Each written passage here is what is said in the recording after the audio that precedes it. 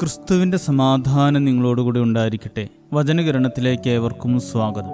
യൗവനത്തിന്റെ ആവേശത്തിൽ വീട് വിട്ടിറങ്ങിയൊരു ചെറുപ്പക്കാരൻ പല സ്ഥലങ്ങളിൽ സഞ്ചരിച്ചു. പല ജോലികളും ചെയ്തു നോക്കി. ഒട്ടേറെ ദൂരം യാത്ര ചെയ്തു. പക്ഷേ അപ്പന്റെ വീട്ടിൽ കിട്ടിയ സന്തോഷം അവന് എവിടെയും കണ്ടെത്താൻ കഴിഞ്ഞില്ല. അവസാനം അവൻ വീട്ടിലേക്ക് തിരികെ പോകാൻ ആഗ്രഹിച്ചു. പക്ഷേ വീട് വിട്ടിറങ്ങിയിട്ട് ഇത്രയും വർഷമായ തന്നെ അപ്പനും അമ്മയും സ്വീകരിക്കുമോ എന്ന ഭയമുണ്ടായിരുന്നു അവന്. ആയതിനാൽ അവൻ അപ്പനൊരു കത്തെഴുതി.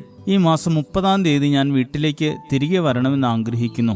ഞാൻ വീട്ടിലെത്തണമെന്ന് അപ്പൻ ആഗ്രഹിക്കുന്നുണ്ടെങ്കിൽ വീടിന്റെ മുറ്റത്ത് നിൽക്കുന്ന ചെറിയ മാവിൽ അപ്പൻ ഒരു ചുമന്ന റിബൺ കെട്ടണം. ആ ബസ്സിൽ വരുമ്പോൾ ആ റിബൺ കണ്ടാൽ ഞാൻ അവിടെ ഇറങ്ങിക്കൊള്ളാം. ഇല്ലെങ്കിൽ ഞാൻ ഒരിക്കലും ആ വീട്ടിലേക്കില്ല എന്നതായിരുന്നു കത്തിന്റെ സാരാംശം. അങ്ങനെ ആ ചെറുപ്പക്കാരൻ ആ ദിവസം വന്നെത്തിയപ്പോൾ തൻ്റെ നാട്ടിലേക്കുള്ള വണ്ടി കയറി. വീടിനടുത്തെത്തിയപ്പോൾ ആ ചെറുപ്പക്കാരൻ കണ്ടത് തൻ്റെ വീടിൻ്റെ മുമ്പിലുള്ള മാവ് മുഴുവൻ ചുമന്ന റിബൺ കൊണ്ട് അലങ്കരിച്ചിരിക്കുന്നതാണ്. അവൻ ബസ് ഇറങ്ങി തൻ്റെ വീട്ടിലേക്ക് ചെന്നു. വാതിൽക്കൽ മകനെയും പ്രതീക്ഷിച്ചു നിൽക്കുന്ന അപ്പനെയാണ് അവന് കാണാനായത്. അവൻ അപ്പനോട് ചോദിച്ചു, അപ്പാ, ഞാൻ ഒരു റിബൺ കെട്ടാൻ പറഞ്ഞിട്ട് അപ്പൻ എന്താ ഈ മാവ് മുഴുവൻ റിബൺ കൊണ്ട് അലങ്കരിച്ചിരിക്കുന്നത്? അപ്പൻ പറഞ്ഞു, ഒരു റിബൺ കെട്ടിയാൽ അത് നീ കണ്ടില്ലെങ്കിലോ എന്നോർത്താണ്.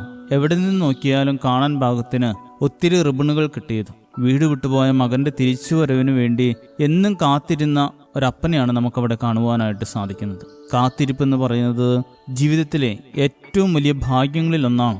ആരും കാത്തിരിക്കാനില്ലെങ്കിൽ നമ്മുടെയൊക്കെ ജീവിതം എത്ര നിരാശാജനകമാകുമായിരുന്നു. പരിശുദ്ധ സഭ തന്നെ കാത്തിരിക്കാൻ വേണ്ടി പഠിപ്പിക്കുന്ന 10 ദിവസങ്ങൾ ഒരു വർഷത്തിൽ മാറ്റിവെച്ചിരിക്കുന്നു. ഇൻസ്റ്റന്റ് ലോകത്തിൽ, ക്ഷമയില്ലാത്ത കാലഘട്ടത്തിൽ കാത്തിരിപ്പിന്റെ പ്രസക്തി വലുതാണ്. ഒരുപക്ഷെ ഇന്ന് വരും അല്ലെങ്കിൽ നാളെ വരുമെന്നൊക്കെ വിചാരിച്ച് നമ്മെ കാത്തിരിക്കുന്ന പലരും ചുറ്റുപാടും അല്ലെങ്കിൽ സ്വന്തം വീട്ടിൽ തന്നെ കാണും. ചിലരുടെയൊക്കെ മനസ്സിൽ നിന്ന് പടിയിറങ്ങി പോന്നിട്ട് കുറെ നാളായില്ലേ. നാം തിരിച്ചു ചെല്ലുമെന്ന് കരുതി റിബണുകളുടെ ഒരു വസന്തം തീർത്തിരിക്കുന്നവരെ എപ്പോഴാണ് നമുക്ക് തിരിച്ചറിയാൻ സാധിക്കുന്നത്? നേരിട്ട് കാണാൻ പറ്റിയില്ലെങ്കിലും ഒരു ഫോൺ വിളിയോ ഒരു മെസ്സേജോ ഒക്കെ പലരും പ്രതീക്ഷിക്കുന്നുണ്ടാവും. ചെയ്തുപോയ അപരാധങ്ങളുടെ ഭാരമോർത്തായിരിക്കാം ഇങ്ങോട്ട് കാണാൻ വരാത്തതും വിളിക്കാത്തതുമൊക്കെ. നമ്മുടെ ഒരു വാക്ക് കേൾക്കാൻ, ഒരു പുഞ്ചിരി കാണാൻ പ്രതീക്ഷയോടെ കാത്തിരിക്കുന്നവരെ എങ്ങനെ നമുക്ക് അവഗണിക്കാൻ കഴിയും? കാത്തിരിക്കാൻ ആരുമില്ലാതാകുമ്പോഴേ അതിൻ്റെ വേദന മനസ്സിലാകും. ആയതിനാൽ നമ്മുടെ സ്വരം കേൾക്കാൻ പ്രതീക്ഷയോടെ കാത്തിരിക്കുന്നവരെ അവഗണിക്കാതെ മുന്നോട്ടു പോകാം. ശുഭദിനം നേരുന്നു. ദൈവം അനുഗ്രഹിക്കട്ടെ.